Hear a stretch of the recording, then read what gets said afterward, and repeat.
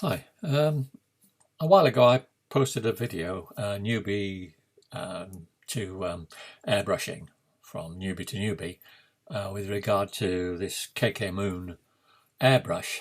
And one of the things I mentioned was the fact that I was going to buy a Harder and Steenbeck just to see whether the hype about it being so good was true. And in fact, I did. I bought the Harder and Steenbeck um, Infinity CR Plus. It's quite an expensive machine, about 117, 120, something like that, I think.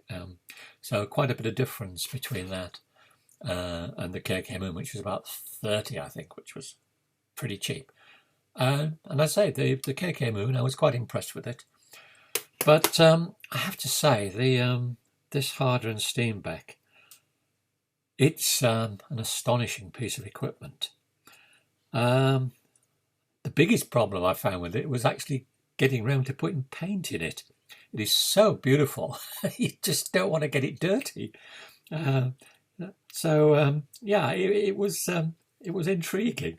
But yeah, it is a beautiful, beautiful, well balanced, excellent to operate machine. And did it make me a better airbrusher? No, it didn't make me a better airbrusher. But what it did do, it let me know that what I was doing wrong was my fault. It wasn't the airbrush, it was my fault, because this airbrush is just about perfect. There are no blotches. You can get very fine lines with it. And when it works, when you're working well with it, the results are staggering. But no, it didn't turn me into a super airbrusher overnight. I still made boo-boos. But what I did find, as I say, was a boo-boo, a problem.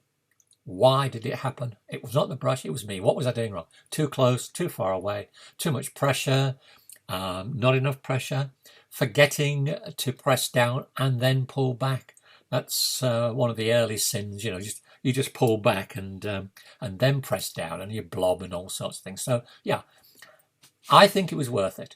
I think it was worth it, to be honest with you, because my airbrushing now has improved, and the airbrush was responsible for it, but it wasn't a magic overnight thing. Having a good airbrush meant that I could then progress, knowing that when I did something right, I was doing it right because I was doing it right, and not an odd chance that the brush was improving things. The brush is perfect every time. The other thing I liked about it is with the KKMoon, if you want to change the paint, you've then got to clean it. And cleaning it, while it's not massively difficult, it was a bit of a fag. The Harder and Steenbeck, you can do a full strip down as quickly as you can clean an ordinary one. For example, you just take this end off here, loosen that back, undo the front, and the needle can come straight out. You can then clean the needle, put the needle back in,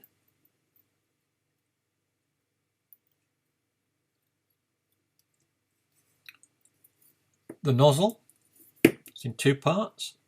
There's the pinch tip at the front, which allows you to just squeeze and clean the dirt off. And the actual nozzle itself, I use one of those little interdent brushes, the ones that look like little Christmas trees, to clean that out. Okay. So in the time it took to do this, you can effectively clean your airbrush. There you go. The cup unscrews. You can then get a Q-tip in there as well if you like. But that's it. Push this back through, tighten that up. And that is about as much as you want to do to clean it. That's it. So I have only had to really strip it down to clean it out on one occasion, and that was my fault. I stupidly took the thing apart with paint in it. I'd forgotten that there was still some paint in, and the paint went back. But that was it. That was the only time I ever had to clean it properly. And as I say, it's a beautiful, really nicely made piece of equipment. I think it's German or Swiss, is it? I can't remember which now. It's one of those, but really nicely engineered. It's got this nice little feature on the back where you've got a stop.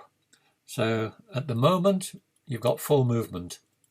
But what you can do is push that in, and you can set, with a screw, you can set how much this will come back.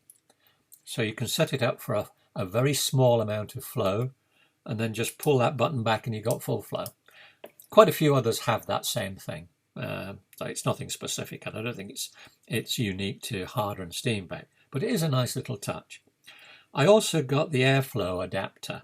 This I'm not so struck with. I'm not too sure whether it works very well. I haven't really had a chance to fully use it, but I don't think that was about £27 just for that little gizmo there. But yeah, I don't know. But anyway, net results are my airbrushing has improved, and the Harder and Steenbeck has helped. But it, as I say, it wasn't a magic overnight thing. It just gave me the confidence that what I was doing was wrong and I needed to correct it, and it wasn't the fault of the airbrush. It was my fault. So anyway, that's my 10 cents on this thing. You've got an extra 8 rather than my 2 cents for this. So it was a bit longer than normal. But anyway, yeah, lovely airbrush. And as I say, it's a beautiful thing. That's all from me. Thanks.